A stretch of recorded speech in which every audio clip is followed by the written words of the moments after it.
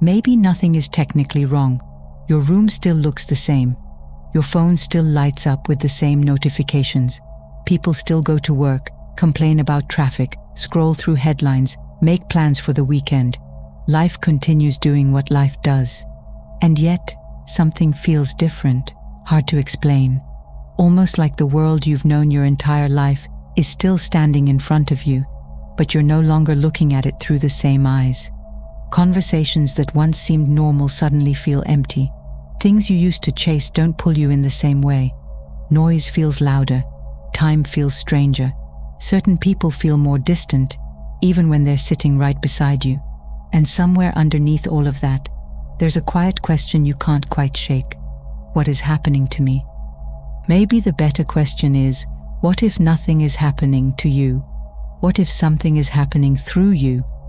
There's an idea found throughout spiritual traditions, modern hypnosis work, mystical teachings, and ancient philosophies that human beings don't simply wake up once. There can be layers to awakening. The first one often happens when you realize life isn't quite what you were told it was. You begin questioning the script. Success, identity, belief, purpose, authority, even your own thoughts. But a second awakening goes deeper, much deeper. It isn't only about questioning the world anymore. It's about questioning the one who has been looking at the world. Suddenly, the search turns inward. And that's where things can get strange, because the second awakening rarely arrives like a lightning bolt with a neat little label attached to it. More often, it feels like an old version of reality slowly losing its grip on you. Something that used to feel solid starts feeling thin, almost transparent. You begin noticing patterns you ignored before. You become more sensitive to where fear is being used, where attention is being pulled, where people are reacting instead of choosing. At the same time, another awareness begins growing underneath all of it. Quiet, steady, almost familiar. Like remembering a song you somehow knew before you ever heard it. And if you've been feeling that lately, you may be standing at the edge of what could be called your second awakening.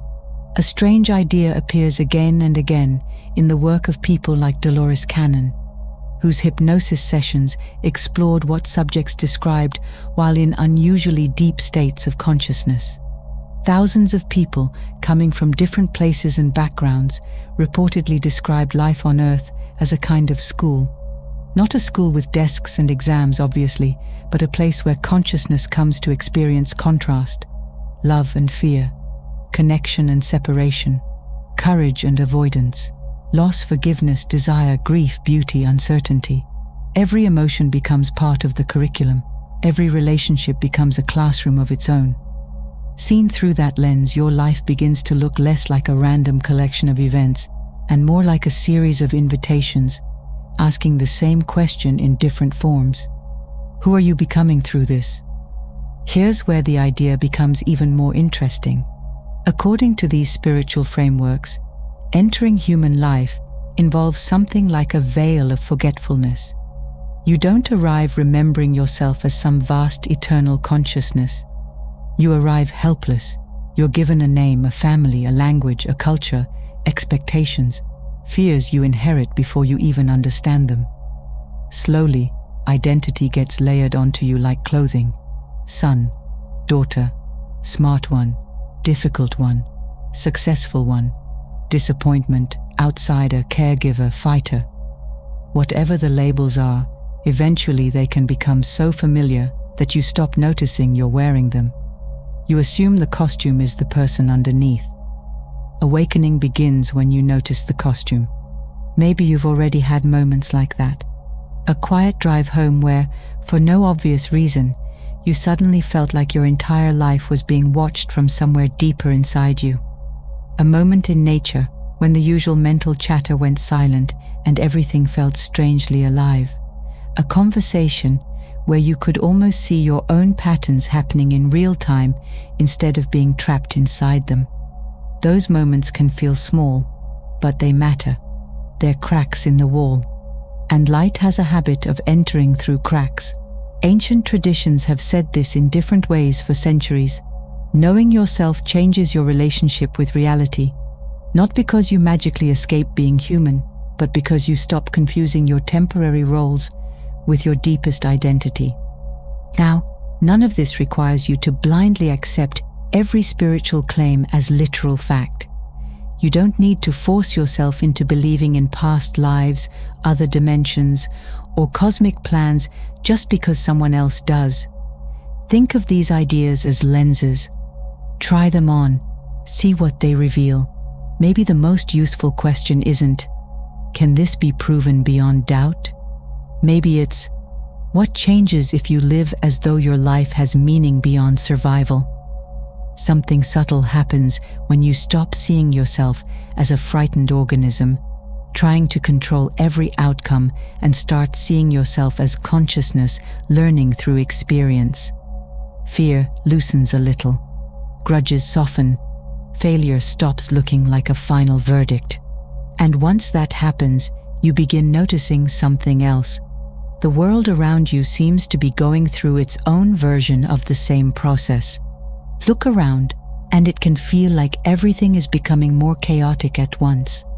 Institutions are questioned, hidden behavior gets exposed, people don't trust media in the same way, political systems feel increasingly polarized, technology keeps accelerating faster than culture knows how to metabolize it. Old assumptions are cracking, new ones are forming before anyone has finished grieving the old ones. From one angle, all of this looks like collapse, and some of it genuinely is destabilizing. But there's another possibility worth considering. Maybe part of what feels like increasing darkness is actually increasing visibility. Imagine walking into a room at midnight with the lights off. Everything seems calm because you can't see anything. Then somebody switches on a bright overhead light, and suddenly you notice dust everywhere, stains on the floor, cracks in the wall, clutter piled in corners. Did the room suddenly become dirty because the light came on? No. You simply became able to see what had already been there. Human awareness can work the same way. As people become more connected, more informed, more skeptical, more willing to question authority, things that once stayed hidden become harder to hide. Exposure can feel ugly, sometimes shocking, but exposure and creation aren't the same thing. Here's where the second awakening becomes difficult, because once you see manipulation, fear, corruption, propaganda, or systems built around keeping people reactive, there's a temptation to build your entire identity around fighting them. Anger can feel like clarity. And for a while, anger can actually be useful because it tells you a boundary has been crossed. It wakes sleeping parts of you. But anger becomes another cage when you need it every day just to know who you are.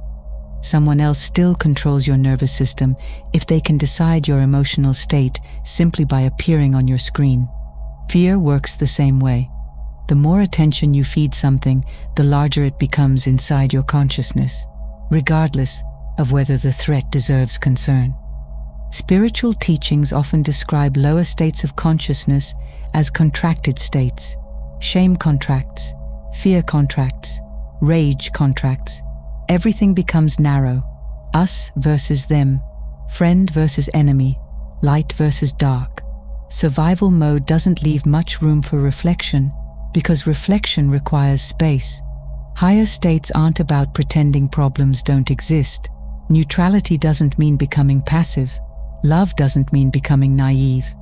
Real awareness lets you see clearly without handing over your entire inner world to what you see. You can recognize manipulation without becoming obsessed with it. You can oppose harmful behavior without becoming spiritually shaped by hatred.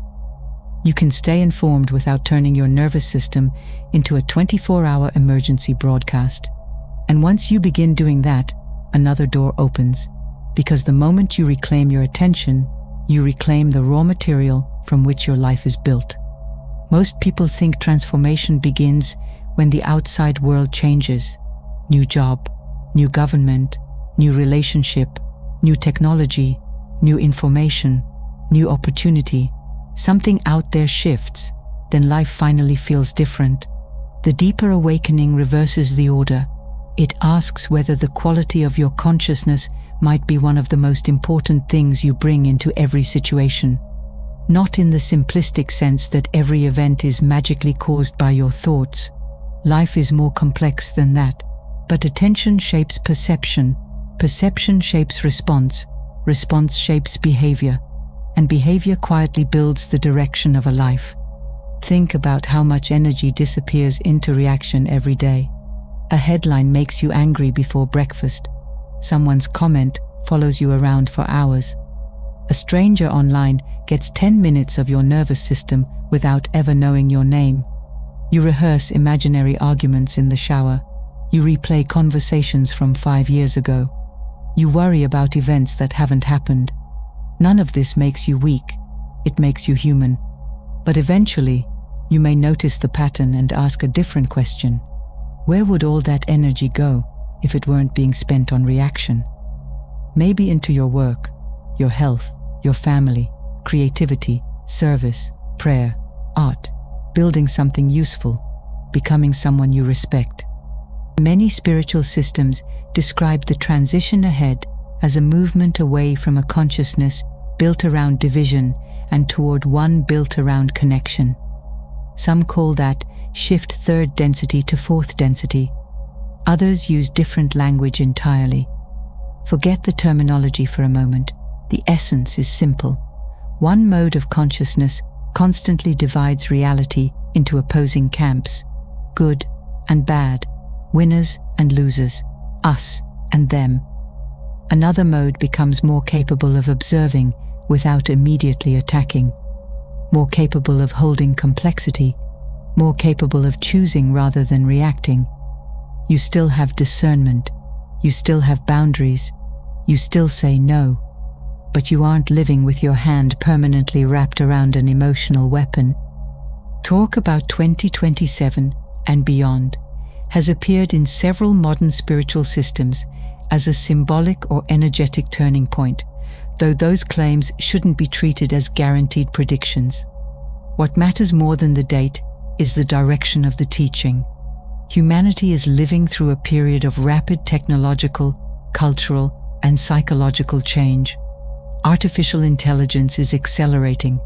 Information travels almost instantly. Institutions are being questioned.